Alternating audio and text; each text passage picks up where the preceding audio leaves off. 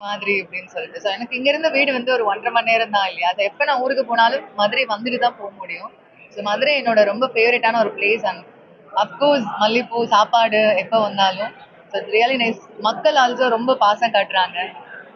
நல்லா இருக்கு.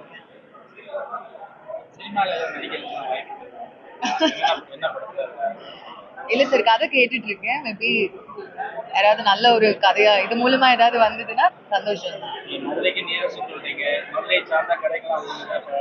ரொம்ப சந்தோஷம் சார். மதுரை சார்ந்த கதைகள்லயும் நீங்க வந்து அதர் ஸ்டேட்ல தானே இருக்காங்க இல்லையா?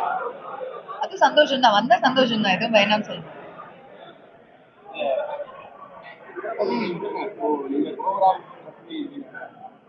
வணக்கம், நான் சரண். நாங்கள் வந்து வந்து பஸ்லேருந்து நாங்கள் வரோம். நான் பஸ்ஸுக்கு 6th ஜென்ரேஷன், நிம்மதிக்கு 3rd ஜென்ரேஷன். நாங்கள் ஒரு 6 ஜென்ரேஷனாக பிஸ்னஸ் பண்ணுறோம். இப்போ மேட்ரஸ் வந்து நாங்கள் 1 பாயிண்ட் சொல்யூஷனாக அதை கொண்டு போகிறோம். ஸோ ஒரு தூக்கம்ன்றது ரொம்ப முக்கியம். ஸோ ஒரு இடத்துக்கு வந்தோம்னா, இப்போ நீங்கள் நம்ம ஷோரூம் வந்தீங்கன்னா அது தூக்கத்துக்கான எல்லா ப்ராடக்ட்ஸும் நமக்கு இருக்குது. அது முக்கியத்துக்கு தான் இந்த இது. உங்களுக்கு சப்போஸ் குளிர்காலத்தில் ஒரு மெத்தைக்கு, இல்லை வெயில் காலத்துக்கு ஒரு மெத்தை, இல்ல இவங்களுக்கு இப்படி ஒரு மெத்தை, அவங்களுக்கு இப்படி மெத்தை, எல்லா டைப் ஆஃப் மெத்தை இருக்கு. அவங்களுக்கு தேவையான ஆக்சரிஸ் எல்லாமே நம்மகிட்ட வந்து அனைத்து பொருள்களும் கிடைக்கிறது தான் இது. ஒரு நல்ல சொல்யூஷனா இதை நாங்க வந்து இது பண்றோம். அண்ட் அவங்க ஓனாவே அவங்களோட எல்லா திங்ஸுமே மேனுஃபேக்சர் பண்றாங்க. நாங்க வந்து எல்லாமே ஆர்என்டி பண்றோம். ஒவ்வொரு ப்ராடக்ட்டையும் நாங்க ஆர்என்டி பண்றோம். எல்லாமே செல்ஃப் ஆர்என்டி பண்ணி தான் நாங்க சேல் பண்றோம். ஸோ எங்க கஸ்டமர் சாட்டிஸ்ஃபேக்ஷன் ரொம்ப முக்கியம் எங்களுக்கு. பிக் பாஸ் வந்து வெளியே வந்ததுக்கு அப்புறம்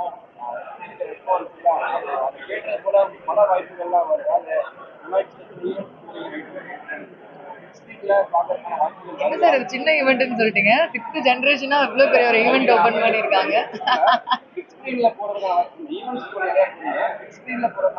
கண்டிப்பா வந்ததுன்னா போவேன் சார். நல்லா எனக்கு பிடிக்கும்.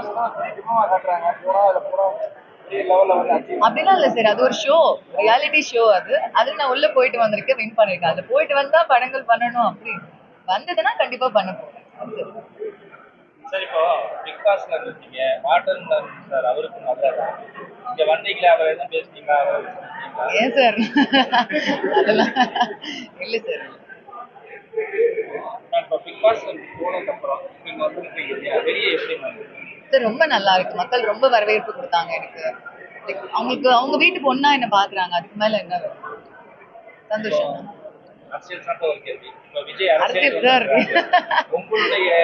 நல்லபடியா உங்க ஊருக்கு வந்து நல்லபடியா ஊரு திரும்பி போவேன் நாம. நானு சொல்லுங்க.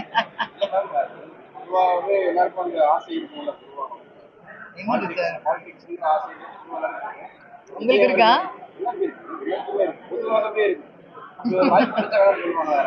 அப்படிலாம் இல்ல சார். ஏன் சார் நீங்க வேற இப்பதான் பிக் பாஸ்ல இருந்து வெளில வந்துட்டீங்க, படம் நடிப்பீங்களான்னு கேட்டீங்க. அதுக்குள்ள எங்கேயோ போயிடுங்க சார். சார் அது ஒரு 15 பேர் 4 வீட்டுக்குள்ள 4 சவத்துக்குள்ள இருக்கிறது சார். மதுரை கலைக்களமா வச்சு நிறைய படங்கள் வந்துருக்கு. மதுரையோட கலைக்களம் இல்லாம திரைக்களம் இல்லை அப்படின்னு ஒரு சூழ்நிலை வந்திருக்கு. மதுரை கலைக்களமா வச்சு வந்தால் உங்களுடைய நிலைப்பாடு ஏதாவது படங்கள் நீங்க வாய்ப்பு கண்டிப்பா சார். கண்டிப்பா பண்ண 200% எனக்கு பெர்ஃபார்ம் பண்ற மாதிரி என்ன ரோல் கிடைச்சாலும் கண்டிப்பா மதுரை மக்களோட பாசம் அந்த மல்லி சார். அதான் சொன்னேன், என் ஊருக்கு நான் என்னோட ஊர் ராமநாதபுரம். எனக்கு வந்து மதுரையில் வந்துதான் நான் எப்பவுமே போகணும். சின்ன வயசுல இருந்து நான் இங்க வந்துட்டு போற ஒரு ஊர் தான். மதுரைனாலே மக்களோட பாசம் தானே. நம்ம சைடு அதானே சார். பாசம் ரொம்ப யதார்த்தமான ஒரு பாசம் எல்லார்கிட்டயுமே கிடைக்கும். எந்த ஒரு உள்ளுணர்வுல எதுவுமே இல்லாம ரொம்ப யதார்த்தமா பழகக்கூடிய மக்கள். இல்ல சார், இப்போ எதுவும் கமிட் பண்ணல.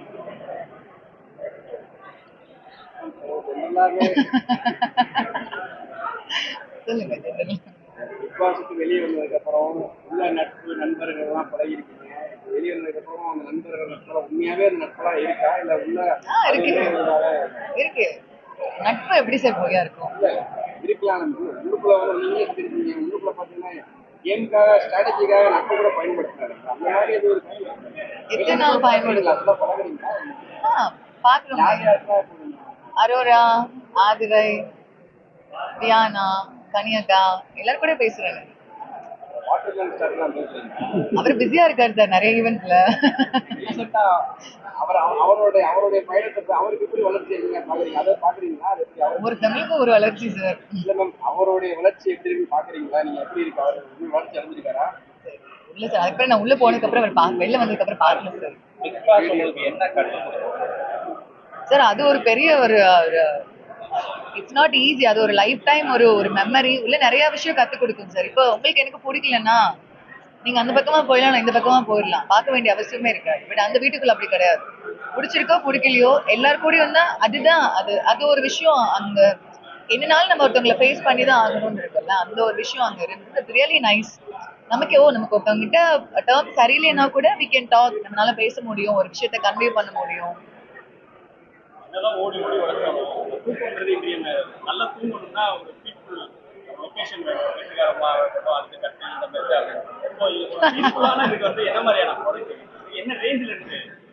நம்ம எல்லா ரேஞ்சிலையுமே நமக்கு இருக்கு. ஸ்டார்டிங் ஃப்ரம் 4000ல இருந்து நம்ம என்ன ரேஞ்சில் எப்படினாலும் என்ன செக்மெண்டேஷன்லனாலும் நம்ம பண்ணி தரலாம். இப்போ இந்த பக்கம் படுக்கிறவங்க ஹார்டாவோ இல்லை இந்த பக்கம் படுக்கிற சாஃப்டாவோ இல்லை எப்படி உங்களுக்கு என்ன காம்பினேஷன் நம்ம பண்ணி தரலாம். ஏன்னா நாங்கள் பேர்ல நிம்மதி வச்சிருக்கோம். படுத்துட்டு நிம்மதி இல்லைன்னா கஷ்டமாயிரும். அதனால நிம்மதி கொடுக்கறதுக்கு தான் நாங்கள் இருக்கோம். உங்களுக்கு வெட்டிங் கப்புள் அப்படின்ற மாதிரி ஏதாவது கஸ்டமைஸ் பண்ணி கேட்டாங்கன்னா என்ன மாதிரி? ஸ்ப்ரிங் பெட் நாங்கள் கொடுத்துருவோம். ஸ்ப்ரிங் பெட் கொடுப்போம். பாக்கெட் மெமரி டாப் இருக்கு. கம்பெனில நல்லா இருக்கும் சார். இப்படி எல்லாம் கேள்வி கேட்க முடியும்? நம்ம ப்ராடக்ட் ப்ரொமோஷனுக்காக திவ்யா அவங்க அழைச்சதுக்கான காரணம் என்ன விஷயம்? இல்ல இப்ப விமென்ஸ் டே வருது. ஒரு போல் விமன் வந்து பிக் பாஸ்ல தனியா நின்று ஜெயிக்கிறதுன்றது ரொம்ப கஷ்டம். ஸோ அவங்க எல்லாத்தையும் தாண்டி வந்திருக்காங்க. பிளஸ் அவங்க மதுரை பக்கத்து ஊருன்ற போது நாங்கள் எதுக்கு கூப்பிடாம இருக்க போறோம்? லான்ச்சிங் அப்புறம் எதுவும் கஸ்டமர்ஸ் டீலர்ஸ் பத்தியில இல்லை நம்ம இங்க வந்து வாங்குற எல்லா கஸ்டமர்ஸ்க்குமே வந்து 5000 ரூபாய்க்கு வாங்கினா குக்கரு, 10,000 ரூபாய்க்கு வாங்கினா ஒரு பொருள், அந்த மாதிரி எல்லாருக்குமே கொடுக்குறோம். 1000 ரூபாய்க்கு ஒரு பொருள் வாங்குறவங்களுக்கு லக்கி ட்ரா கூப்பன். அடுத்த வாரம் 15ஆம் தேதி ஜெயிக்கிறவங்களுக்கு 1.5 டன் ஏசி கிஃப்ட். நாங்கள் 5000லேருந்து 1 லட்சம் வாங்குற எல்லாருக்குமே கிஃப்ட். அதனால எல்லாரும் வந்து வாங்குங்க, கிஃப்ட் என்ஜாய் பண்ணுங்க. இண்டஸ்ட்ரியில வந்து பெண்ணா வந்து சாதனை பண்றது எவ்வளவு கஷ்டமா நினைக்கிறீங்க? அதுல இருக்கக்கூடிய கன்சிஸ்டன்ட் விஷயம் நீங்க ஃபீல் பண்றீங்க.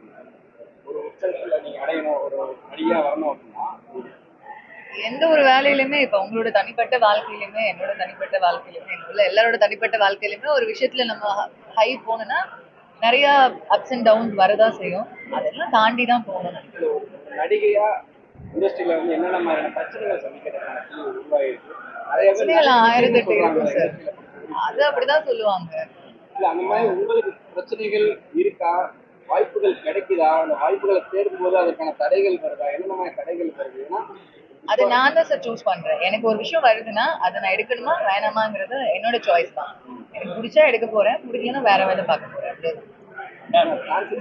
விஜய் சாரும் திரிஷா மேமும் ஒரு விஷயம் கேட்கறாங்க சார். ஏன் சார் இந்த எப்படி மாதிரி மேம் பாக்குறீங்க?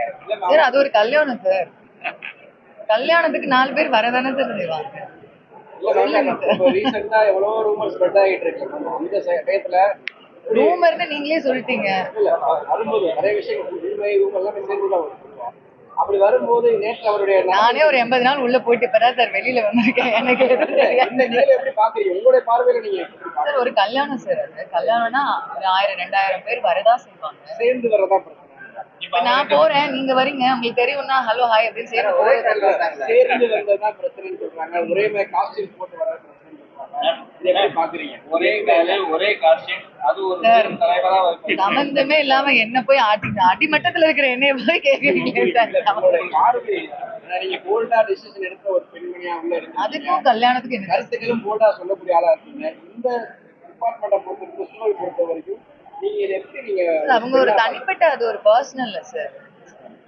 ஒர்க் ரிலேட்டட் எனக்கு கேட்கும் போது என்னன்னாலும் ஓகே. என் டீப்பா ஒரு பர்சனல்குள்ள கேட்கும் போது அது என் பர்சனல்னு ஆயிடுது. இன்னொருத்தங்க பர்சனல்குள்ள போற மாதிரி இருக்குல்ல, அது நல்ல விஷயங்கள் இல்லை. நல்ல விஷயம் இல்லையா? இன்னொருத்தவங்க பர்சனல்குள்ள போறது நல்ல விஷயம்.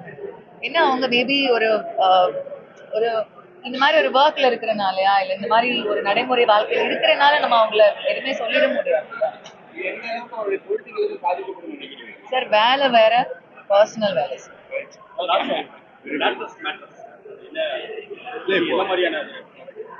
லேட்டெக்ஸ் வந்து நம்ம முன்னாடியே பண்ணிட்டு இருக்கோம். நம்ம R&D பண்ணி கஸ்டமைசேஷன் பண்ணி ஒன்று பண்ணிட்டு இருக்கோம். இப்போ நம்ம வந்து இம்போர்ட் பண்ண ஆரம்பிச்சிட்டோம். இப்போ ரீசெண்டாக நம்ம ஒரு 3-4 கண்டெய்னர் இம்போர்ட் பண்ணி நம்ம வந்து இப்போ எல்லா டைம் ட்ரை பண்ணிட்டு இருக்கோம். இப்போ புதுசாக 2 லான்ச் பண்ணியிருக்கோம். ஒன்று ஃபுல் லேட்டெக்ஸ்னு ஒன்று, இன்னொன்று HNS லேட்டெக்ஸ்ன்றது. இது நம்மளோட ஓன் ப்ராடக்ட் தான். நம்ம வந்து இம்போர்ட் பண்ணி நம்ம பேர் போட்டு நம்ம சேல் பண்ணுற ப்ராடக்ட். நிம்மதி வரதுக்கான ப்ராடக்ட் இது. நிம்மதியை கொடுக்க போகிற ப்ராடக்ட் இது. ப்ராடக்ட் ரேஞ்ச் என்ன பிரைஸ்ல இருக்கு சார்? அதான் சொல்லியிருந்தேன் நான் 4000 ரூபாயிலேருந்து ஆரம்பிக்கிறேன் உங்களுக்கு. எல்லாருக்கும் நிம்மதியான தூக்கம். Thank you.